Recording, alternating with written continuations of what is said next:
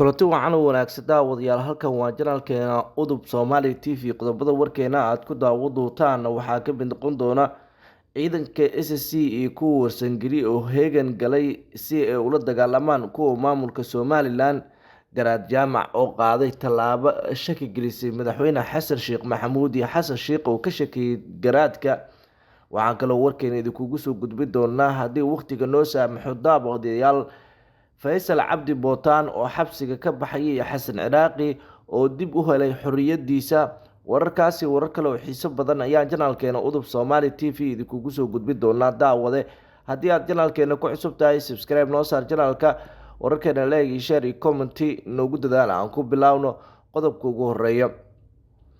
Korneel Xasan Ciraaqi ayaa mar kale waxaa la sheegayaa inuu dib u helay xorriyadiisa Korneel Xasan Aadan Maxamed Ciraaqi oo ka tirsan saraakiisha militariga Soomaaliya gaar ahaan guudada Gorgor ayaa dib u helay xorriyadiisa kadib markii dhawaan ay xabsiga dhigeen ciidamada maamulka Soomaaliya xilli uu ku sugnaa magaalada Wajaale inkastoo Hargeysa loo soo gudbiyay Korneel Xasan Ciraaqi ayaa tan iyo Arbacadii aan ka soo gudubnay waxa uu xirnaa maamulka Somaliland halkaasi oo ugu dambeyn laga sii daayay wararka ayaa intaasi ku darayay in maamulka Somaliland ay gaarsiiyeen xuduudda Wajaale waxaana la sheegayaa in Xasan Ciraaqi uu isla jigjiga uu gaaray xarunta dowladda deegaanka Soomaalida iyo Itoobiya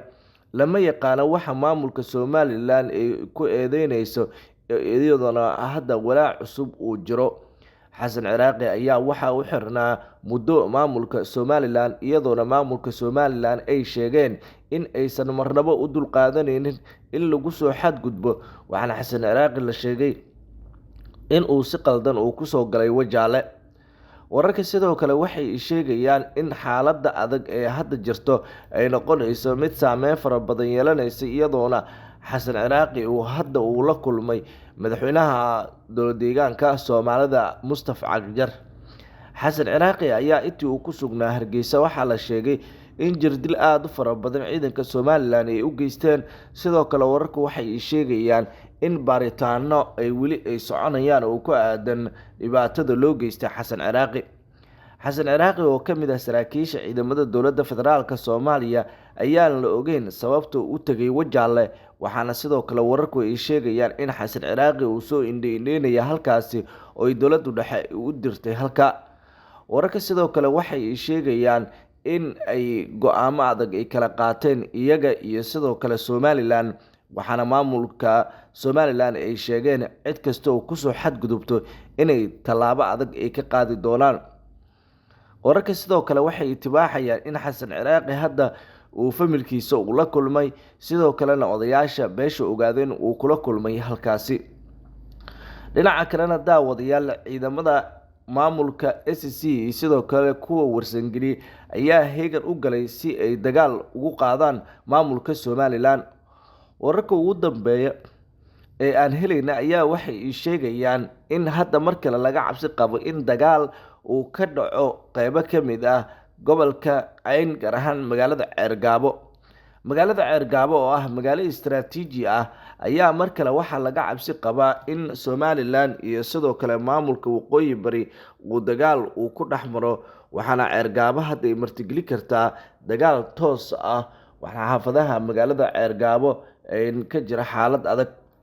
magaalada Ceergaabo waxa ay ka mid tahay magaalooyinka istiraatiiji ah waxaana sanaag hadda u muuqanaysaa in mar kale ay culays xoogan ee wajihi doonto magaaladan Ceergaabo la yiraahdo waxay ka tahay magaalooyinka xiisadaha ay hadda ka taagan yihiin sidoo kale meel u dhow deegaanka Goof oo qiyaastii 40 kiiloomitir ka baxsan magaalada Ceergaabo ayay wararku sheegayaan in mar kale uu iskorimaad uu ku dhaxmari karo ciidamada lagu sheegay maleeshiyaad iyo sidoo kale kuwa kale oo ka tirsan maamulka waqooyi bari dadka deegaanka oo xiriiro kala duwan aan la sameynay ayaa waxay noo sheegeen in ay hadda soconayaan dhaqdhaqaaqyo ciidan oo aad u xoogan sidoo kale dhaqdhaqaaqyadaasi ayaa waxaa la sheegay in looga soo horjeedo maamulka waqooyi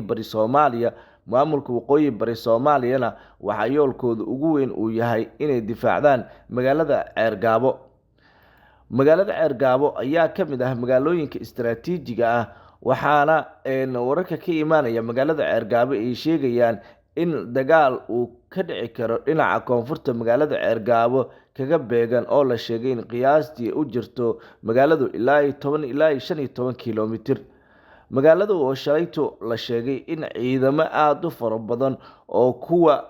beesha warsangeli iyo kuwa dhulbaantay ay gaareen halkaasi, cabsi xoogganna way jirtaa. dagaalka ayaa la sheegay inuu salka uu ku hayo dhalinyarada deegaanka ah oo taageersanaa qaatumo oo doonayay inay hirgeliyaan magaaladu maamul leeyihiin maamulka waqooyi bari in xabsiga la dhigay, taasi oo sababtay in ay u caroodaan maamulka. muuqaalo lasoo dhigay baraha bulshada ayaa lagu arkay gaadiid iyo hub culus oo saaran yihiin oo magaalada dhexdeeda socda, balse muuqaalo kale oo kuwaasi ka dambeeyay ayaa muujinayay in magaaladu ay hadda caadi ay tahay, inkastoo saacad waliba dagaal uu dhici karo. fadhigii ugu horreeyay ee yeesheen ilaa iyo markii la magacaabay golaha wasiirada maamulka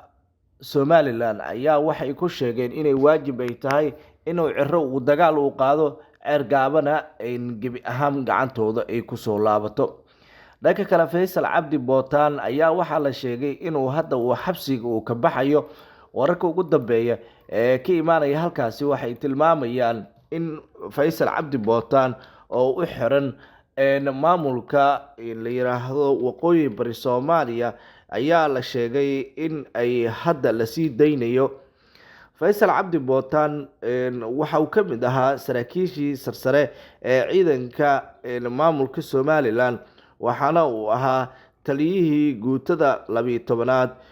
waa sargaal rugcada oo ka tirsan ciidanka Somaliland, taliyaha guutada 12aad ee ciidamada Somaliland, kuwaasi oo badankood ku sugnaa xerada Gooja Cad ee duleedka magaalada Laascaanood.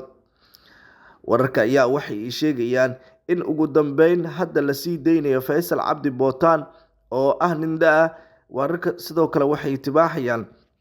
in hoggaanka sare ee maamulka waqooyi bari Soomaaliya ay go'aanka ay ku gaareen in la sii daayo Faysal Cabdi Bootaan. waxaa sidoo kale la sheegayaa in ilaa iyo 300 oo ka tirsan ciidamada maamulkaas in la sii dayn doono. sidoo kale wararku waxay tibaaxayaan kuwo kale oo waqooyi bari ka soo jeeda in la soo dayn doono. tanna waxay ka dhigan tahay xabsiyadu in hadda la faarujinayo oo Somaliland iyo waqooyi bari Soomaaliya ay wax waliba isku fahmeen, isla markaana xiisadu ay degayso.